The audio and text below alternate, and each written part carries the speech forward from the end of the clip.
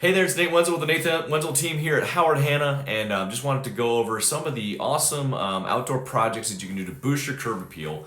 And this is the best time to be talking about curb appeal because we're going right into the springtime. Obviously, April, May, and June are those typical traditional spring market months that we can really make those properties shine. So, I wanted to go through a little graphic here. This is from Keeping Current Matters, which is a real estate site that we used to get a lot of our data from. So, as you can see here, thinking about moving, but not sure about what to tackle before you sell. Real estate agent can help you do that. One of the things that I do is I will walk through the property when I first get to a listing appointment and go through all these items, talk about really what accentuates what, and then also kind of why you fell in love with it as the seller. So, Mr. and Mrs. Seller, why did you fall in love with this property? What were the features and benefits that made you really like this property? And then we can use that to craft our marketing strategy around actually listing the house. So in real estate, you might think that first impression is everything, and you only have one chance to get it right. By creating a welcoming exterior, you're far more likely to get buyers into the door and see the rest of your hard work. So that's 100% true. I had a listing appointment recently where we were talking about curb appeal and how, even like big hedges and stuff like that right out front, sometimes that blocks your property, blocks everything that your property is all about. So that's really important especially when we're talking about spring again.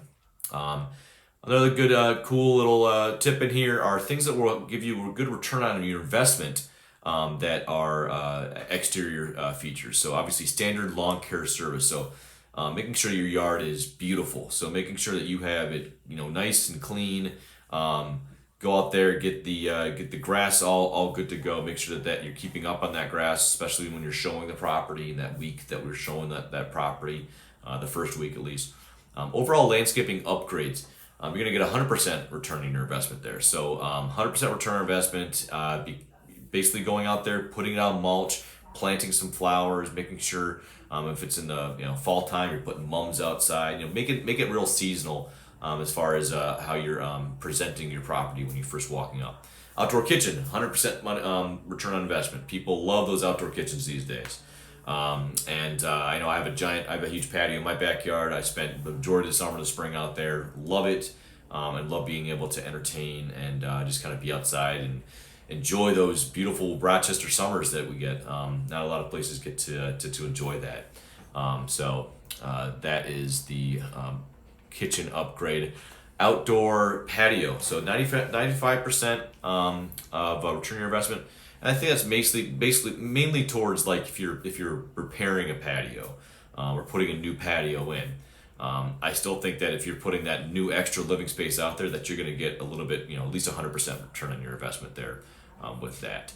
The new wood deck, that's a maintenance item. I think that when you're if you have to go out there and kind of mess around with your deck, you might not get all of it back, but definitely it's kind of like a solidifying the value that we're presenting on the listing point. So there's certain things that if you just put a bunch of money into it, you're not going to see much money back. A lot of things that when we're going through and we're touching base on, when we're looking at different parts of the property, we're saying, all right, make sure you do this, make sure you touch up this paint, make sure the wood on this deck, or it's a new painted deck.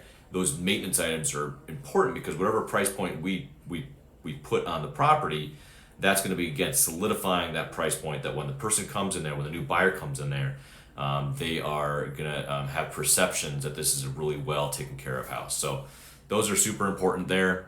And then your agent essentially, your agent is essentially in these decisions because they give a good advice on how to prioritize what we're talking about right now.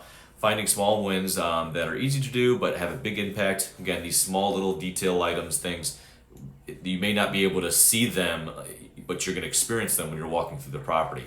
Again, chipping paint is huge. Like when you're looking at either exterior or interior, you don't really zero in on a lot of that stuff. It's kind of a peripheral viewpoint when you're walking through the property. You can feel it, that it's maybe not quite as maintained as it should be.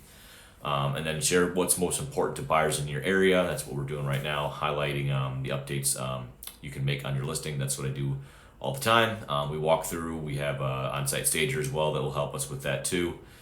So we really try to make it all a full package for what you experience by working with us. So anyway, just figured I'd go through this, talk about a little bit of good curb appeal stuff that you can do before you sell them. If you have any questions on selling, definitely give us a call, shoot me a text, respond directly to this video call in the comments below. Subscribe to our YouTube channel here too.